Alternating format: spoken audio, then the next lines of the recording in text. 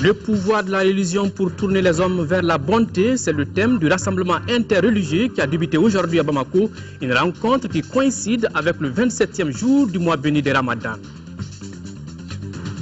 Changer de style vestimentaire et de coiffure durant le Ramadan sont devenus une habitude chez bon nombre de jeunes maliennes. Avec ce nouveau comportement, ce sont des commerçants qui se frottent surtout les mains. C'est le dossier de cette édition. Sport basketball, les dames du stade malien de Bamako sont les plus fortes. Elles l'ont confirmé hier à l'issue de la 3e journée des play-offs en battant le Djoliba à C88-53.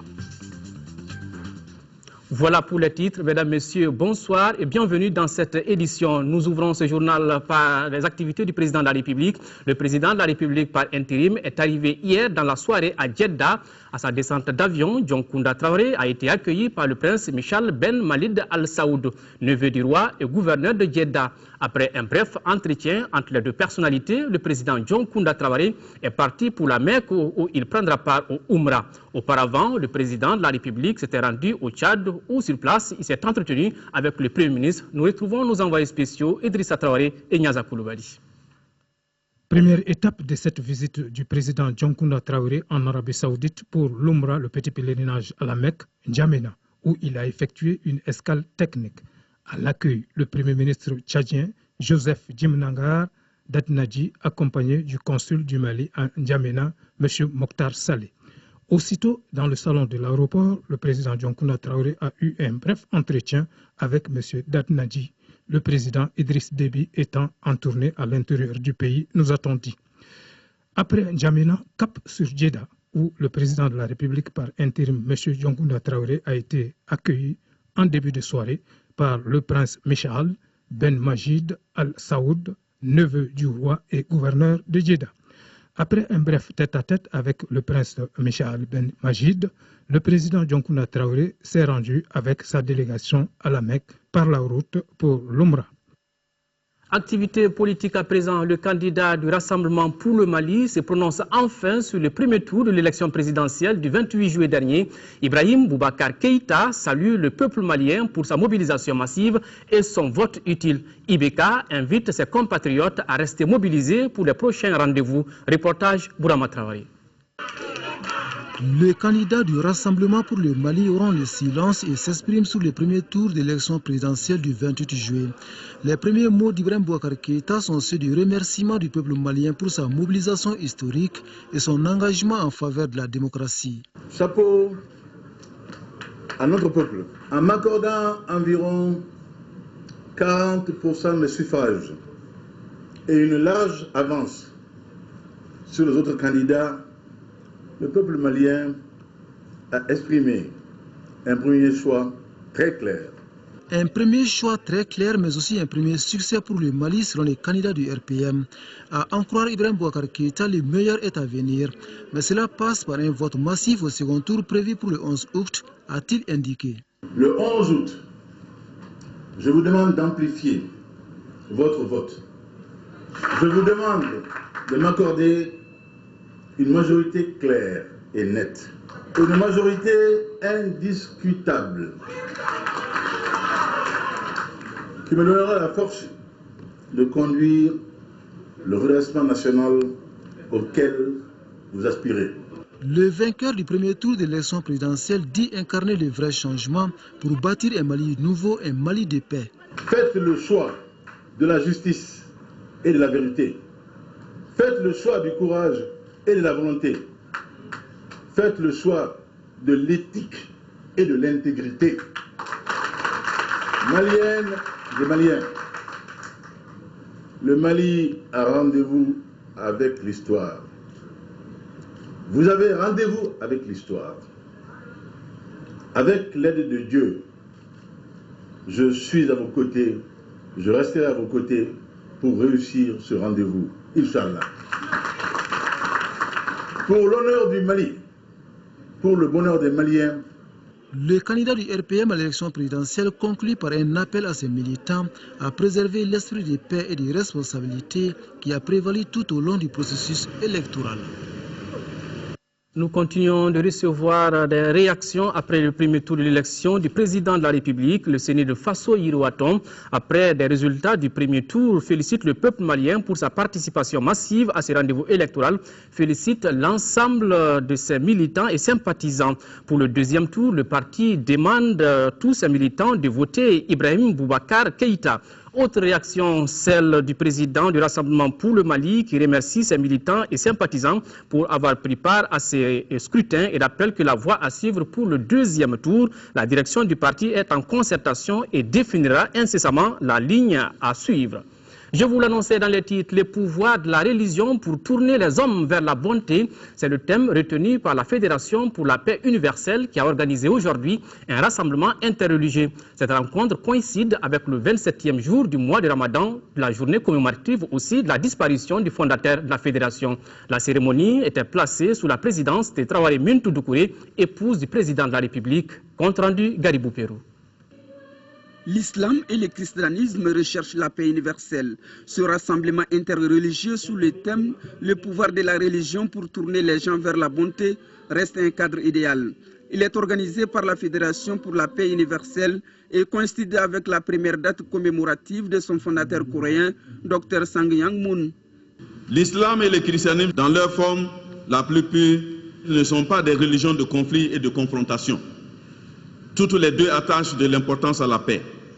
Les livres saints des deux religions ont une racine commune. Il s'agit de nettoyer les impropriétés intérieures et suivre Dieu à travers ses prophètes dans la spiritualité. L'islam ne cherche que la paix, tolérance. C'est comme ça l'islam qui cherche et qui demande aussi non-violence.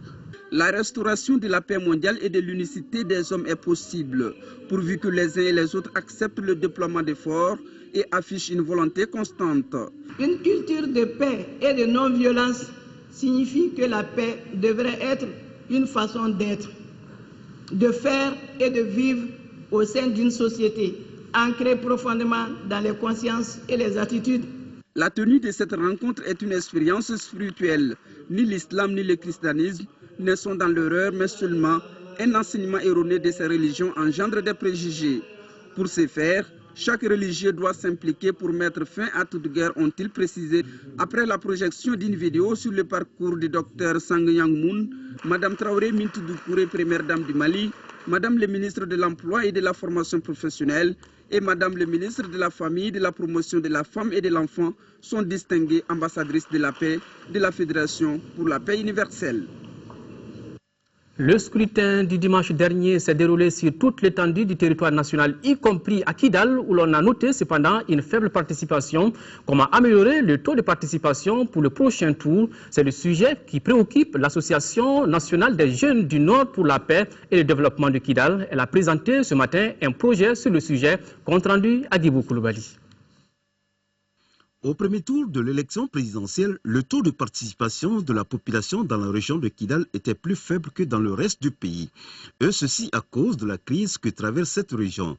Colonel Adama Kamisoko, gouverneur de la région de Kidal, ne se laisse pas décourager. Chaque jour à Kidal, nous faisons un petit pas. Minime qu'il soit, nous faisons un petit pas. Plusieurs petits pas feront un grand pas. Nous sommes partis d'abord en première faire les... Nous l'avons fait. Et Kidal a voté et le monde du Nord pour la paix et le développement de Kidal veut que cela change. C'est pourquoi elle vient de lancer un projet de mesure et participer au processus politique. Nos messages sont simples. C'est de dire aux gens d'aller au moins se retirer leur carte Nina, même s'ils ne veulent pas voter pour un candidat déterminé. C'est de dire à nos frères et sœurs de ne laisser personne décider à leur place. Le projet consiste à former des animateurs de radio et à produire des sketchs et scènes de théâtre qui transmettent le message de sensibilisation, entre autres. Elle a pour autre objectif la promotion du développement socio-économique de la région de Kidal, la promotion de l'émancipation politique des jeunes de la région de Kidal et leur participation aux prises de décision. Les jeunes de Kidal sont déjà très motivés. Nous, on attendait ce projet-là depuis très longtemps pour mobiliser la jeunesse de la région, notamment de Kidal, et pour inciter la population à vraiment aller retirer leur carte Nina et à voter. Le but de ce projet, est la sortie de la crise par le dialogue et la réconciliation du pays. Il est financé à environ 8 millions de francs CFA à travers le projet d'appui au processus électoral du Mali. L'amicale des anciens militants et sympathisants de l'Union nationale des élèves étudiants du Mali suite à la proclamation des résultats du premier tour de l'élection présidentielle tout en se félicitant du climat apaisé dans lequel s'est déroulé le premier tour de l'élection rend hommage avec une mention spéciale pour la population du Mali de Caille à Kidal. Toutefois, l'association dit avoir constaté avec regret que malgré la forte mobilisation de la population pour ces votes historiques, plus de 400 000 votes ont été annulés. Elle souhaite une meilleure formation des populations quant à la manière de remplir le bulletin de vote. En quatrième région, le commandant de la MINUSMA, le chef d'état-major général des armées et le gouverneur de région ont visité plusieurs sites touristiques dont les 7 vestibules du fondateur du royaume Bambara de Ségou, Biton Mamadi Koulibaly. À l'issue de cette visite, le général français s'est dit émerveillé par l'accueil et l'accompagnement des Maliens. Reportage d'Ougoufana Traoré. Cette visite a commencé par des échanges de mots au pied-à-terre du gouverneur. Tcherno Boubacar Sissé a fait observer une minute de silence à la mémoire de tous les soldats tombés sur le champ de la libération du Mali. La région de Ségou, à l'instar de tout le reste du Mali, est heureuse et fière de la présence du chef de la mission Serval aux côtés des forces de défense et de sécurité du Mali dans cette noble mission de la restauration de l'intégrité du territoire. On a le sentiment d'être venu ici au Mali pour la bonne cause. J'ai fait beaucoup d'interventions et d'opérations extérieures et jamais j'avais ressenti, et je pense être l'interprète de tous mes hommes, jamais nous avions ressenti le fait que notre mission s'inscrivait autant dans une cause juste. Après cette cérémonie, direction les sites touristiques. Pendant près de 4 heures, le général de Saint-Quentin s'est largement baigné dans la riche culture Bambara de Ségou. D'abord à Sekoro, où se trouve le mausolée et les 7 vestibules de Biton Mamadi Koulibaly, le fondateur du royaume Bambara de Ségou. Il y a 301 ans, quand le roi de Ségou devait recevoir ses hôtes, ces derniers devaient traverser les 7 vestibules avant d'être face à Biton Koulibaly. Chaque vestibule avait son secret. Hydromiel, dolo, oracle, griot, et chaque salle renseignait le roi sur le caractère de son visiteur. Selon le chef de village de Sekoro, Kokedien Koulibaly, un des petits-fils de Biton Mamadi Koulibaly, plusieurs fétiches et autres instruments de pouvoir de Biton sont gardés en secret. Cependant, les gourdins, les fusils, les haches, les saguets, la peau sur laquelle s'asseyait le roi de Ségou sont encore visibles. Autre monument visité, c'est celui de Louis Archinard, ce Français qui a mis fin au règne de El Hadj Oumar en 1893. Le Ndomo ou l'atelier de teinture traditionnelle a été visité par le général de Saint-Quentin. On apprend ici que chaque signe sur le Bogola a une signification bien déterminée. La remise de cadeaux par les autorités militaires et civiles et du maire de la commune rurale de Pelengana a mis fin à cette visite. Une riche culture, une importante quantité de denrées alimentaires destinées aux ménages déplacés des régions nord à Sikasso. Le geste est du gouvernement de la République du Mali à travers le ministère de l'économie et de l'action humanitaire. Un geste de solidarité qui intervient quelques jours seulement avant la célébration de l'Aïd el-Fitr ou fête de Ramadan, Sékou Konaté. Le présent appui de l'État à travers le ministère de l'économie et de l'action humanitaire est constitué de 40 tonnes de riz, 20 tonnes de mil, 10 tonnes de sucre, d'huile, de lait et autres denrées. Il est destiné à 1000 ménages à travers la région de Sikasso. Depuis que nous sommes là, il y a eu beaucoup d'actions en faveur des déplacés, de manière directe par l'État, de manière indirecte des partenaires de l'État qui ont aidé les déplacés. On est vraiment très contents, surtout à l'approche de la fête. Ainsi, chaque ménage recevra 25 kg de riz, 15 kg de mil, du sucre, de l'huile, du lait et autres denrées. Une initiative qui intervient à un moment où les autorités de notre pays mettent en marche le mécanisme de retour des déplacés. Des dispositions sont en cours au niveau des directions régionales du développement social et de la promotion des femmes pour le recensement de ceux-là d'entre vous désireux de retourner au Bercail. À rappeler que le nombre de déplacés en 3e région est estimé à 13 004 personnes. Dans la capitale de Raï, maintenant, une délégation de la plateforme des cadres et leaders des Kel Tamashek pour l'unité nationale au Mali a séjourné ce week-end à Kay. Elle a rencontré hier les autorités administratives, politiques, la société civile pour leur expliquer les objectifs de la plateforme, une association qui réaffirme l'attachement des Tamashek à la République du Mali et qui entend œuvrer à la réconciliation et à l'unité nationale à travers les cadres de concertation au niveau régional et local. Kay, Mohamedou Aliou Bari. Les cadres de la région de Kay et la société civile sont venus nombreux pour cet échange d'idées et d'informations sur la plateforme des cadres et leaders de Kel Tamashek pour l'unité nationale du Mali. Créée en avril 2013, elle a pour objectif de réaffirmer clairement l'attachement de la communauté des Kel Tamashek du Mali à la République, à la démocratie et à l'état de droit, mais aussi proposer des solutions crédibles aux problèmes d'intégration sociale et d'harmonie entre les populations en vue de la consolidation de l'unité nationale. Si nous voulons, au moment où nous parlons de réconciliation d'unité nationale, il y a autant de choses que nous devons accepter, de regarder en face, de faire le point, et une fois qu'on a fait le point, je pense que c'est à ce moment-là qu'on peut aller d'avant, de façon sereine. Au cours de ces échanges d'idées, l'ancien Premier ministre Ahmed Mohamed Ag Hamani a expliqué le pourquoi de cette plateforme, les objectifs et surtout les résultats attendus. Mon dernier mot, c'est toujours celui de lancer un appel à nos frères qui ont pris des armes contre leur pays, qu'ils reviennent à la raison, et pour que vraiment la paix revienne dans cette partie et pour qu'on s'occupe de la consolidation de l'unité nationale pour le développement de tout le Mali en entier. Signalons que l'association souhaite mettre en place, avant le retour des populations déplacées et réfugiées, des cadres de dialogue et de concertation au niveau régional, local et communal, et regroupant les élus, les chefs traditionnels et les leaders d'opinion. Les marchés de Gao sont suffisamment fournis en produits maraîchers en provenance de la région de Sikasso. Mais avec le retour des déplacés et des réfugiés, les prix de ces différents produits ont pris de l'ascenseur.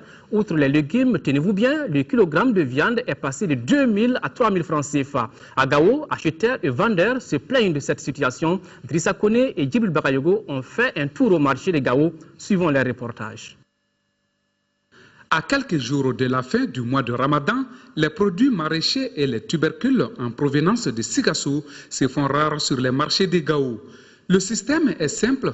Une fois par semaine, les camions ravitaillent les marchés de la ville. Un kilo du transport, un kilo de quitter à Sikasso à venir à Gao. Un kilo fait 30 francs. Tu as compris? Le tonne, c'est 30 000. Souvent, on prend la pomme de terre de 25 kilos même. Tout peut gâter maintenant, parce qu'il fait chaud. Ces difficultés agissent sur les prix de ces produits. Le pomme de terre, le kilo actuellement, c'est 1000 francs. L'igname 500, patate 200, banane 500. Un concombre fait 150, 125. Les piments, 1 par 25. 2 pour 25. Les poivrons, 1 pour 50, 175. Même il y en a pour 100 francs. Le prix du kilogramme de la viande vient de connaître une augmentation. De 2000 francs CFA, il est vendu aujourd'hui à 3000 francs CFA. Une situation qui embarrasse et les bouchers et les clients, surtout que la 7e région est une zone d'élevage par excellence. On peut acheter un bœuf jusqu'à 550. Il n'y en a pas assez de bœufs. Ça aussi, ce sont des bœufs qu'on va chercher chez les propriétaires. Il n'y a que moins de nous qui peut acheter parce que le kilo, j'entends maintenant le boucher même dire que le kilo, même s'il a vendu le kilo à 3500, que ça ne peut pas aller. Même moi en tant que boucher, ça me fait mal. Ça me fait même honte de vendre ça aux gens à 500 francs. Qu'est-ce que les gens vont manger? Ils ne vont pas les manger les doigts quand même. Vraiment, les marchés de Gao, c'est cher.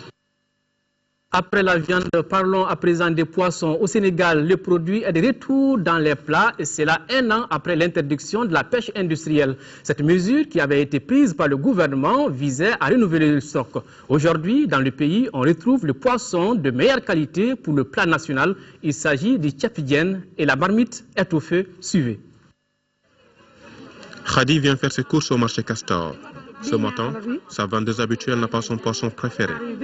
Heureusement, aujourd'hui encore, les étals de poissons sont tous bien fournis. Chez elle, un tchéboudienne, le riz au poisson plat national est au menu. Toute la famille se retrouve autour du bol. Le bon tchéboudienne se fait avec du gros poisson. Nous avons seulement du poisson de taille moyenne, mais je ferai avec. Le poisson n'a pas eu le temps de grandir. Ça fait juste 1 an que les côtes sénégalaises sont au repos. L'an dernier, Pour renouveler le stock de poissons, le gouvernement sénégalais a pris la décision d'annuler des autorisations de pêche industrielle. Conséquence, le poisson est de retour. En mer, Mamadou, pêcheur traditionnel, retrouve ses amis. À bord de leurs petites embarcations, ils sont contents de ne plus aller trop loin et de réaliser une bonne pêche.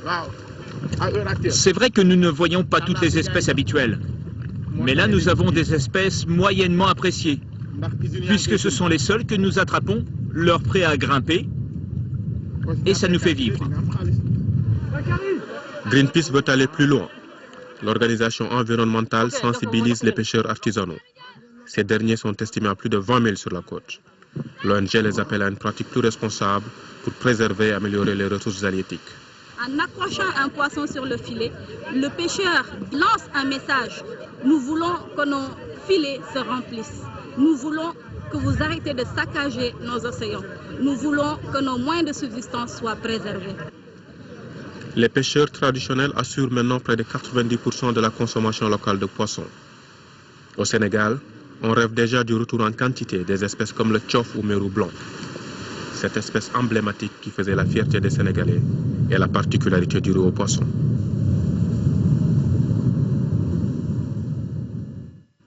Toujours hors de nos frontières, activités politiques au Zimbabwe, le président sortant Robert Mugabe a été déclaré vainqueur de la présidentielle. Il a obtenu 61% des voix, une victoire haut la main dès le premier tour. Les jeunes partisans de Mugabe font déjà la fête.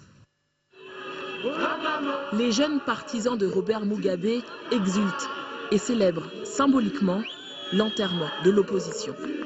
Certains n'étaient même pas encore nés quand le président zimbabwéen a pris le pouvoir il y a 33 ans. Aujourd'hui, ils se réjouissent. Leur leader, âgé de 89 ans, rempile pour un nouveau mandat. C'est officiel. Mugabe Robert Gabriel, du parti ZANU-PF, est dûment élu président de la République du Zimbabwe. Cela prend effet aujourd'hui. À la présidentielle, Robert Mugabe totalise 61% des voix. Aux législatives, son parti ZANU-PF rafle les 2/3 des sièges du Parlement. Une victoire haut la main obtenue dès le premier tour. Dans les rues de la capitale, Harare, les réactions ne manquent pas. Pour moi, les résultats de l'élection sont justes. Tout a été très pacifique. Ces résultats sont très choquants. Très choquants. C'est totalement inattendu. Dans le camp de Morgan Tsvangirai, on s'étonne aussi et on s'inquiète surtout. Le candidat battu arrive bien loin derrière Robert Mugabe avec 34% des suffrages. Il ne reconnaît pas les résultats et entend les contester par tous les moyens légaux. Cette élection frauduleuse et volée plonge le Zimbabwe dans une crise constitutionnelle, politique et économique. L'Union européenne, les États-Unis ou encore la Grande-Bretagne ont dénoncé le manque de crédibilité de ces résultats. Malgré de sérieux doutes sur l'honnêteté de ces élections, Robert Mugabe a reçu l'aval des observateurs africains. Le président sud-africain Jacob Zuma l'a déjà félicité.